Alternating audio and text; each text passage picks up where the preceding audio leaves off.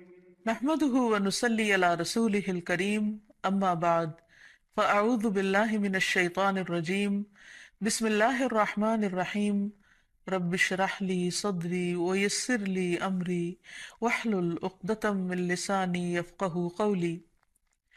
السلام علیکم ورحمۃ اللہ وبرکاتہ۔ ناظرین، پروگرام دعا کیجئے کے ساتھ آپ کی خدمت میں حاضر ہیں۔ آج ہم انشاءاللہ ڈر اور گھبراہٹ کے وقت کی دعائیں آپ کے ساتھ شیئر کریں گے، کیونکہ ہر انسان کسی نہ کسی وجہ سے ڈر یا گھبراہٹ میں مبتلا ہو جاتا ہے۔ ویسے بھی اللہ سبحانہ وتعالیٰ نے فرمایا ہے وَلَنَبْلُوَنَّكُمْ بِشَيْءٍ مِّنَ الْخَوْفِ وَالْجُوعِ وَنَقْصٍ مِّنَ الْأَمْوَالِ وَالْأَنفُسِ وَالثَّمَرَاتِ وَبَشِّرِ الصَّابِرِينَ الَّذِينَ إِذَا أَصَابَتْهُمْ مُصِيبَةٌ قَالُوا إِنَّا لِلَّهِ وَإِنَّا إِلَيْهِ رَاجِعُونَ۔ وَلَنَبْلُوَنَّكُمْ، اور البتہ ہم ضرور آزمائش کریں گے تمہاری، ضرور آزمائیں گے تم کو، بشیء، ساتھ کسی بھی چیز کے، من الخوف، خوف میں سے، تو سب سے پہلے خوف کا ذکر کیا گیا، والجوع، اور بھوک، ونقص من الاموال، اور مالوں کی کمی، والانفس، جانوں کی، والثمرات، اور پھلوں کی، وبشر الصابرین، اور خوشخبری دے دو صبر کرنے والوں کو۔ کون ہے وہ کہ جب انہیں کوئی مصیبت آتی ہے تو وہ کہتے ہیں انا للہ و انا الیہ راجعون، بے شک ہم اللہ کے لیے ہیں اور اللہ ہی کی طرف پلٹ کر جانے والے ہیں۔ اولئک علیہم صلوات من ربہم ورحمہ، ایسے لوگوں پر اپنے رب کی طرف سے نوازشیں ہیں اور رحمت ہے۔ وَأُولَئِكَ هُمُ الْمُهْتَدُونَ، اور یہی سیدھی راہ پر ہے، ہدایت یافتہ ہے۔ تو اس لیے بہت ضروری ہے کہ ہم خوف اور غم اور گھبراہٹ اور تکلیف اور پریشانی کے موقع پر وہ کام کریں جو ہمارے رب کو پسند ہے، تاکہ ہم صحیح راہ پر ہوں۔ اور صحیح راہ پر چلنے کا فائدہ یہ ہے کہ انسان قیامت کے دن اپنے رب سے جا ملاقات کرے گا، اس حال میں کہ رب اس سے راضی ہوگا اور وہ رب سے راضی ہوگا۔ اس سے بڑی انسان کی سعادت اور کیا ہو سکتی ہے؟ تو پھر ہونا کیا چاہیے؟ یہ کہ انسان ڈر اور گھبراہٹ میں اللہ تعالیٰ کی طرف رجوع کرے۔ اللہ تعالیٰ کی طرف اس لیے رجوع کرے کہ پوری کائنات اسی سے سوال کر رہی ہے، اسی کی طرف رجوع کرتی ہے۔ قرآن مجید میں آتا ہے یسألہ من فی السماوات والارض، اسی کے آگے ہاتھ پھیلائے ہوئے ہیں، اسی سے سوال کرتے ہیں وہ سب جو آسمانوں میں اور جو زمین میں ہے۔ یعنی ساری مخلوق اپنے رب کی طرف رجوع کرتی ہے ہر ضرورت میں۔ جیسے ایک موقع پر ایک حضرت سلیمان علیہ السلام نے ایک چیونٹی کو دیکھا کہ وہ ہاتھ اٹھائے آسمان کی طرف دعا کر رہی تھی بارش کے لیے۔ تو ساری مخلوق اپنی ضرورت اپنے رب سے ہی مانگتی ہے۔ تو انسان کو بھی چاہیے کہ وہ غیروں کی طرف نظر اٹھا کے نہ دیکھے، صرف اپنے رب کی طرف نظر اٹھائے اور اسی سے مانگے اور اسی سے فریاد کرے۔ لیکن یہ یاد رکھے کہ جب رب سے مانگنے کے لیے جائے تو ادب اور احترام کا تقاضا یہ ہے کہ پہلے رب کی تعریف بیان کرے اور پھر نبی صلی اللہ علیہ وسلم پر درود بھیجے۔ تو اس سلسلے میں اللہ سبحانہ تعالیٰ کی تعریف کے کچھ اور کلمات ہیں جو آج آپ سے شیئر کریں گے۔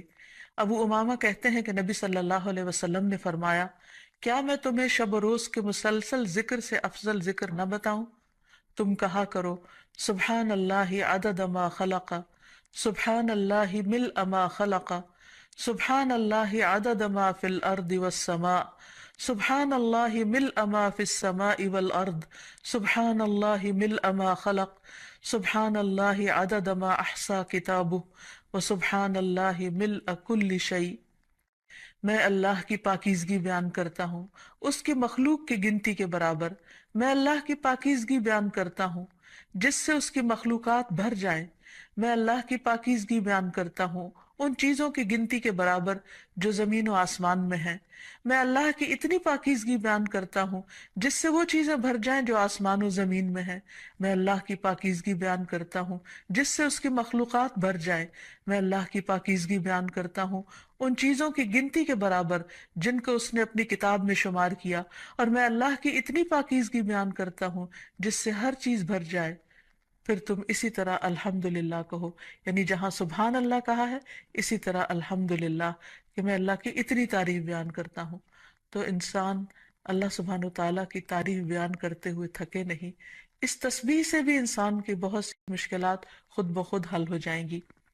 اور پھر نبی صلی اللہ علیہ وسلم پر درود شریف پڑھے اور پھر اللہ تعالیٰ سے دعا کرے، کیونکہ حضرت انس سے روایت ہے، کہتے ہیں کہ میں نے رسول اللہ صلی اللہ علیہ وسلم کو فرماتے ہوئے سنا کہ اللہ تعالیٰ نے فرمایا، اے ابن آدم، تو جب تک مجھے پکارتا رہے گا اور مجھ سے امید رکھے گا، میں تجھے معاف کرتا رہوں گا جو بھی تجھ سے ہوتا رہا، اور مجھے اس کی کوئی پرواہ نہیں۔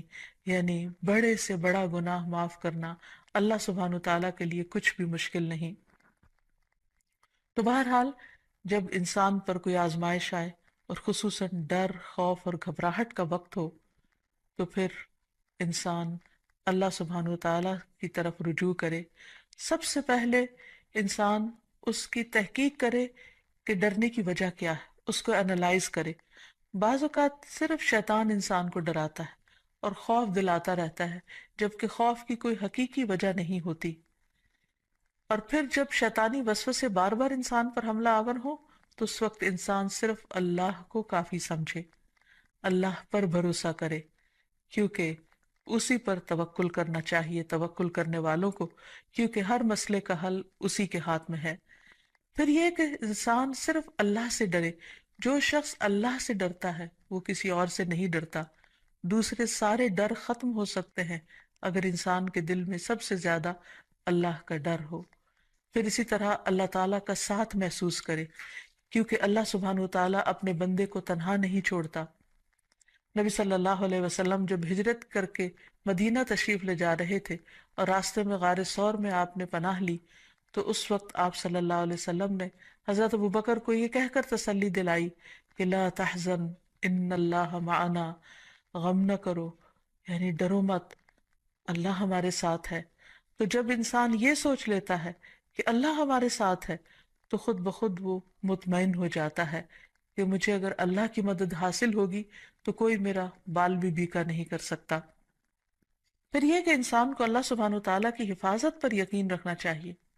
جیسے ایک موقع پر ہم دیکھتے ہیں کہ نبی صلی اللہ علیہ وسلم غزوے سے واپس آ رہے تھے، تو راستے میں آرام کرنے کے لیے ایک درخت کے نیچے آپ سو گئے، تو اتنے میں ایک اعرابی آیا اور اس نے آپ کی تلوار اٹھا لی اور تلوار لہرا کر آپ صلی اللہ علیہ وسلم سے کہنے لگا، جبکہ آپ کی آنکھ کھل گئی اس وقت، کہ بتاؤ اے محمد، آج تمہیں مجھ سے بچانے والا کون ہے؟ تو نبی صلی اللہ علیہ وسلم نے بہت اطمینان کے ساتھ بغیر کسی ڈر اور گھبراہٹ کے جواب دیا، میرا اللہ۔ یہ وہ یقین تھا اللہ تعالیٰ کی حفاظت کا، تو اسی بنا پر آپ صلی اللہ علیہ وسلم نے فرمایا میرا اللہ۔ تو وہ اعرابی کانپنے لگ گیا اور تلوار اس کے ہاتھ سے چھوٹ پڑی، اور پھر آپ صلی اللہ علیہ وسلم نے وہ تلوار اٹھا لی اور اس سے پوچھا، اب بتاؤ میرے ہاتھ سے تمہیں کون بچا سکتا ہے؟ تو اس پر وہ شخص اتنا مرعوب ہوا کہ وہ آپ صلی اللہ علیہ وسلم پر ایمان لایا اور آپ نے اس کو کوئی سزا نہیں دی۔ پھر یہ کہ انسان ڈر اور گھبراہٹ کے موقع پر، پریشانی کے موقع پر نماز سے سہارا لے۔ قرآن مجید میں آتا ہے، ان الانسان خلق ہلوعا اذا مسہ الشر جزوعا واذا مسہ الخیر منوعا الا المصلین الذین هم علی صلاتهم دائمون۔ بلا شبہ انسان تھڑ دلا بنایا گیا ہے، جب اسے کوئی تکلیف پہنچتی ہے تو گھبرا اٹھتا ہے، جب مال ملتا ہے تو بخیل بن جاتا ہے، سوائے نماز ادا کرنے والوں کے، وہ جو اپنی نماز پر ہمیشگی کرنے والے ہیں۔ تو گویا نماز کی پابندی انسان کو ڈر، خوف اور گھبراہٹ سے محفوظ رکھتی ہے۔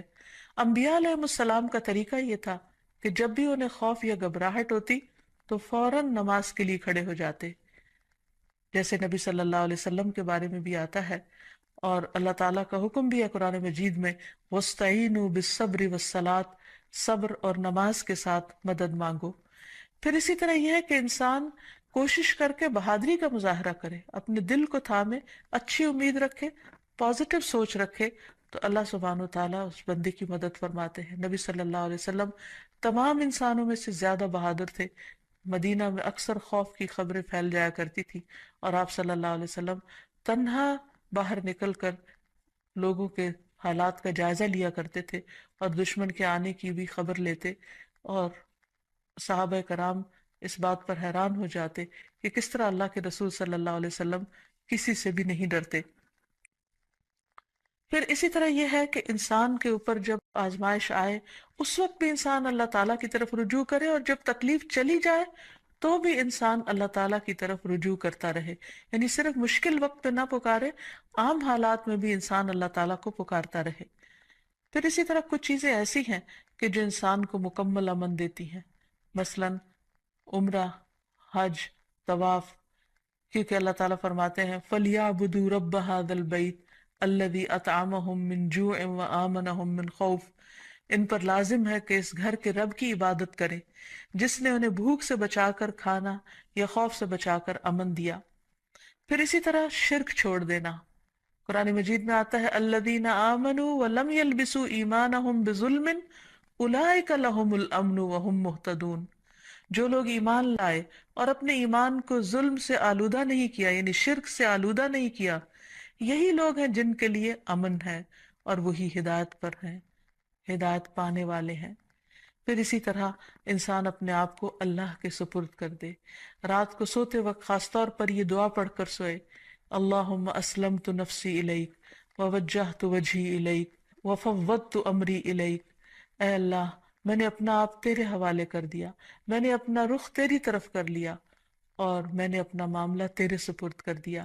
تو جو چیز بھی انسان کو پریشان کرے تو وہ انسان اللہ کے سپرد کر دے، کیونکہ وہی ہر چیز کی ٹیک کیئر کرنے والا ہے، اور اس سے بہتر کوئی بھی کسی چیز کی حفاظت نہیں کر سکتا۔ پھر اسی طرح انسان اگر چاہتا ہے کہ ہمیشہ دنیا اور آخرت میں امن میں رہے ہر خوف اور گھبراہٹ سے، تو اللہ کی طرف سے آئی ہوئی ہدایت کی پیروی کرے۔ آدم علیہ السلام کو اور حضرت حوا کو جب دنیا میں اتارا گیا تھا تو اس وقت اللہ سبحانہ وتعالیٰ نے انسانوں کو بتا دیا تھا اور وعدہ فرمایا تھا قُلْنَا اهْبِطُوا مِنْهَا جَمِيعًا فَإِمَّا يَأْتِيَنَّكُم مِّنِّي هُدًى فَمَن تَبِعَ هُدَايَ فَلَا خَوْفٌ عَلَيْهِمْ وَلَا هُمْ يَحْزَنُونَ۔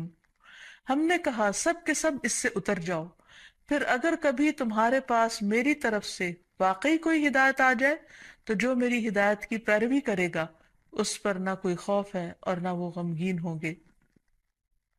پھر اسی طرح اللہ سبحانہ وتعالیٰ اور اس کے رسول کی اطاعت انسان کو خوف اور غم سے نجات دینے والی ہے۔ اللہ تعالیٰ فرماتے ہیں یا بنی آدم اما یأتینکم رسل منکم یقصون علیکم آیاتی فمن اتقی واصلح فلا خوف علیہم ولا هم یحزنون۔ اے آدم کی اولاد، اگر کبھی تمہارے پاس واقعی تم میں سے کچھ رسول آئیں جو تمہارے سامنے میری آیات بیان کریں، تو جو شخص ڈر گیا اور اس نے اصلاح کر لی تو ایسے لوگوں کے لیے نہ کوئی خوف ہوگا اور نہ وہ غمزدہ ہوں گے۔ پھر اسی طرح دین پر استقامت اختیار کرنا انسان کو خوف سے نجات دیتا ہے۔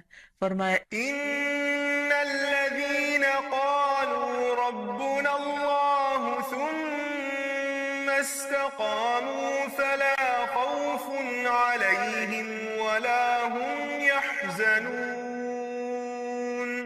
یقیناً وہ لوگ جنہوں نے کہا اللہ ہمارا رب ہے اور اس پر پھر جم گئے، ان پر نہ کوئی خوف ہوگا اور نہ وہ غمگین ہوں گے۔ پھر اسی طرح انسان اپنے فرائض کی ادائیگی کرتا رہے، اور اگر فرائض ادا کرتا رہے گا تو اس پر کوئی خوف اور غم نہ ہوگا۔ اللہ تعالیٰ فرماتے ہیں ان الذین آمنوا وعملوا الصالحات واقاموا الصلاة وآتوا الزکاة لہم اجرہم عند ربہم ولا خوف علیہم ولا ہم یحزنون۔ بے شک جو لوگ ایمان لائے اور انہوں نے اچھے کام کیے، نماز قائم کرتے رہے اور زکوٰۃ ادا کرتے رہے، ان کا اجر ان کے پروردگار کے پاس ہے، انہیں نہ کوئی خوف ہوگا اور نہ وہ غمگین ہوں گے۔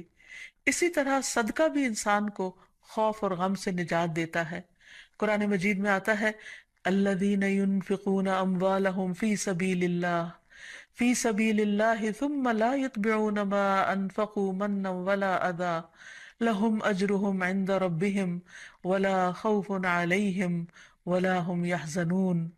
جو لوگ اللہ کے راستے میں اپنا مال خرچ کرتے ہیں، پھر خرچ کرنے کے بعد نہ احسان جتلاتے ہیں اور نہ دکھ دیتے ہیں، ان کے لیے ان کا اجر ان کے رب کے پاس ہے۔ ایسے لوگوں کو نہ کوئی خوف ہوگا اور نہ وہ غمگین ہوں گے۔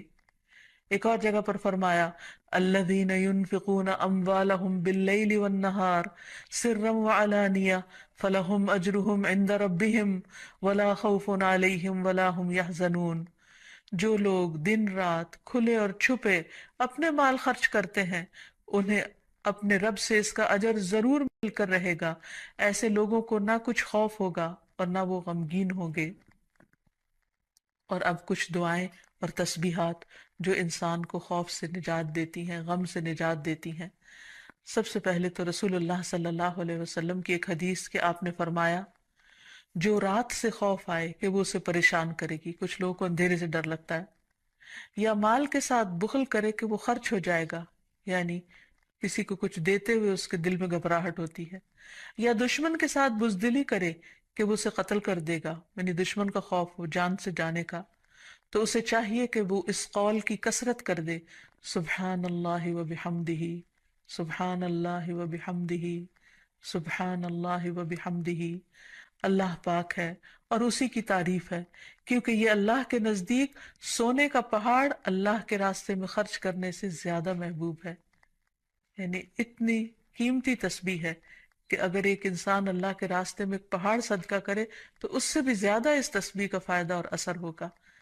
کتنے مختصر سے کلمات ہیں جن میں اللہ تعالیٰ کی حمد و ثنا بیان ہوئی ہے، یعنی انسان اس وقت تک ذکر اور ورد کرتا رہے جب تک کہ اس کا دل سکون میں نہ آ جائے۔ ایک اور روایت میں آتا ہے، عبداللہ ابن عمر رضی اللہ عنہ روایت کرتے ہیں کہ رسول اللہ صلی اللہ علیہ وسلم ڈر یا گھبراہٹ کے موقع پر انہیں یہ کلمات سکھایا کرتے تھے، اعوذ بکلمات اللہ التامۃ من غضبہ وشر عبادہ ومن ہمزات الشیاطین وان یحضرون۔ میں اللہ کے کامل کلمات کی پناہ میں آتا ہوں، اس کی ناراضگی سے، اس کے بندوں کی شرارتوں سے، شیطانوں کے وسوسوں سے، اور اس بات سے کہ وہ میرے پاس آئیں۔ پھر اسی طرح ڈراؤنے خواب سے بچنے کے لیے بھی نبی صلی اللہ علیہ وسلم نے یہی دعا پڑھنے کے لیے فرمایا۔ پھر اسی طرح رات کو نیند میں گھبراہٹ کی دعا، یعنی یا نیند آئے نہ، یا نیند کے اندر انسان خوف کھائے یا اسے گھبراہٹ شروع ہو جائے، تو اس کے بارے میں خالد بن ولید روایت کرتے ہیں کہ میں رات کو نیند میں گھبرا جایا کرتا تھا، پھر میں نبی صلی اللہ علیہ وسلم کے پاس حاضر ہوا تو میں نے عرض کیا میں رات کو نیند میں ڈر جاتا ہوں تو میں اپنی تلوار اٹھا لیتا ہوں اور جو چیز سامنے آتی ہے اسے تلوار سے مار ڈالتا ہوں۔ تو رسول اللہ صلی اللہ علیہ وسلم نے فرمایا کیا میں تمہیں وہ کلمات نہ سکھاؤں جو مجھے روح الامین نے سکھائے ہیں، یعنی جبریل امین نے؟ کہو اعوذ بکلمات اللہ التامات التی لا یجاوزہن بر ولا فاجر من شر ما ينزل من السماء وما يعرج فيها ومن شر فتن الليل والنهار ومن كل طارق الا طارقا يطرق بخير یا رحمان۔ میں اللہ کے تمام کلمات کے ذریعے پناہ مانگتا ہوں جن سے آگے نہ کوئی نیک اور نہ کوئی فاجر بڑھ سکتا ہے، ان تمام چیزوں کے شر سے جو آسمان سے اترتی ہیں اور جو آسمان کی طرف چڑھتی ہیں، اور رات اور دن کے فتنوں کے شر سے، اور رات کو ہر آنے والے کے شر سے، سوائے اس کے جو خیر کے ساتھ آئے، اے نہایت رحم کرنے والے۔ پھر اسی طرح انسان کو صبح و شام عافیت کی دعا بھی پڑھنی چاہیے۔ ابن عمر رضی اللہ عنہ کہتے ہیں کہ رسول اللہ صلی اللہ علیہ وسلم صبح و شام ان دعاؤں میں سے کسی دعا کو چھوڑتے نہیں تھے۔ اللہم انی اسألک العافیۃ فی الدنیا والآخرہ، اللہم انی اسألک العفو والعافیۃ فی دینی و دنیای و اہلی و مالی، اللہم استر عوراتی و آمر روعاتی، اللہم احفظنی من بین یدی و من خلفی و عن یمینی و عن شمالی ومن فوقی واعوذ بعظمتک ان اغتال من تحتی۔ اے اللہ میں دنیا اور آخرت میں تجھ سے عافیت کا سوال کرتا ہوں۔ اے اللہ میں تجھ سے اپنی دنیا اور دین، اپنے اہل خانہ اور مال کے متعلق درگزر اور عافیت کا سوال کرتا ہوں۔ اے اللہ میرے عیوب پر پردہ ڈال دے اور خوف سے مجھے امن عطا کر دے۔ اے اللہ آگے پیچھے دائیں بائیں اور اوپر کی جانب سے میری حفاظت فرما، اور میں تیری عظمت سے تیری پناہ میں آتا ہوں کہ مجھے نیچے سے اچک لیا جائے، یعنی زمین میں دھنسنے سے۔ تو یہ وہ خوبصورت دعائیں ہیں نبی صلی اللہ علیہ وسلم کی سکھائی ہوئی، کہ جن کو پڑھنے سے انسان ہر طرح کے خوف، غم اور گھبراہٹ سے آزاد ہو سکتا ہے۔ اللہ تعالی ہمیں توفیق دے کہ ہم ان دعاؤں کو پڑھ سکیں اور ہر حال میں اپنے رب ہی کو پکاریں، تاکہ وہ ہماری طرف رحمتوں کے ساتھ متوجہ ہو۔ وآخر دعوانا ان الحمد للہ رب العالمین۔ السلام علیکم ورحمۃ اللہ۔